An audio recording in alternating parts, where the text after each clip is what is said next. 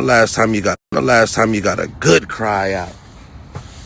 Man, I just got a good cry, man. I came to this safe space in this water and I got a good cry out, man. Talk to my mama. I read in the book about how this dog kept returning to his deceased owner's house. And he would just sit there. I'm so programmed of coming to the store, right? And I really just pulled up to the store and was just like, damn. We ain't even there no more. I think the reality after everything settled down from 5 weeks being done and the reality sets in. Shop gone. Operation Get Back now. Appreciate all the support. When something out of your control shuts your business down, how do you not fold? Not worry about the things you can't control. You know, if you can't control it, then that means that it's naturally meant to happen. And you have to learn to make a pivot. And your pivot must be, strategic moves, staying focused, just continuing to keep the course going, man. We stay calm, collective. I don't complain when I'm winning, so I sure ain't gonna complain when I take a loss. Is this a setback or a set up? Set up, man. Step back to step up.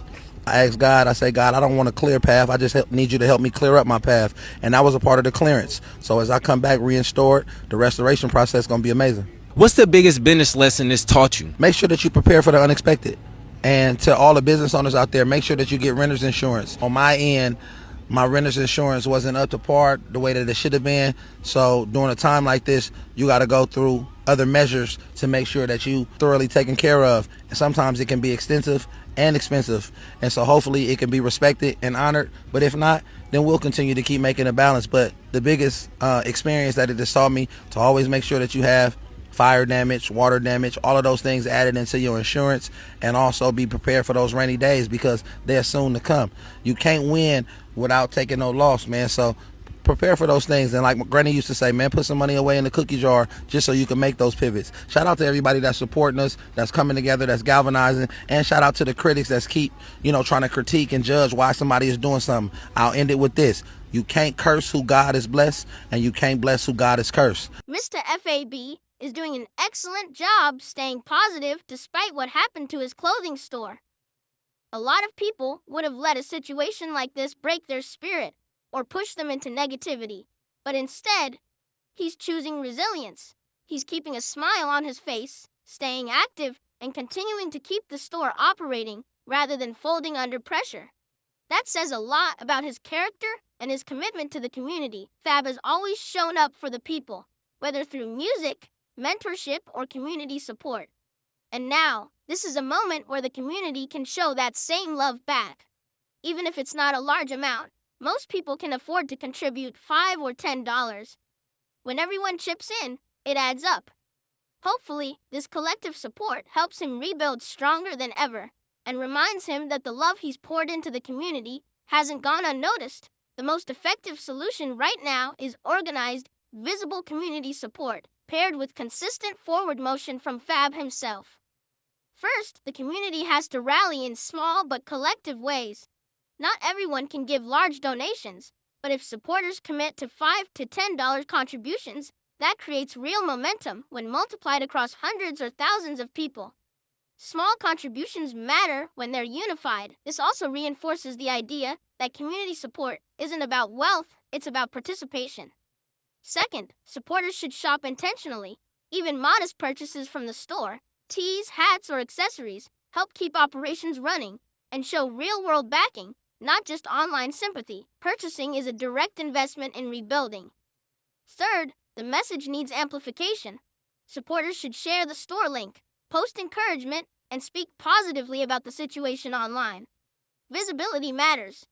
Positive narratives counter negativity and attract new customers who may not have been familiar with the brand before the incident.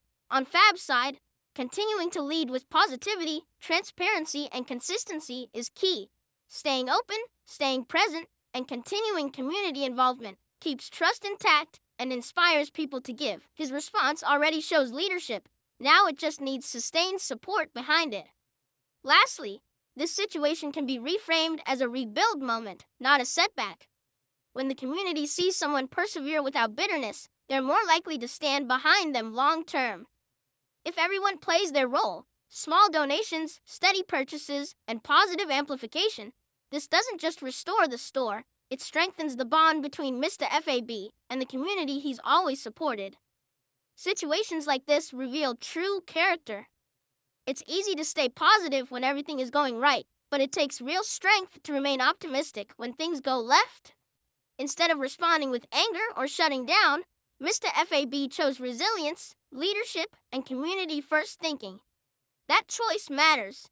It sets an example not just for artists, but for anyone watching who's going through a setback of their own. This moment isn't about loss, it's about rebuilding, unity, and showing that support goes both ways.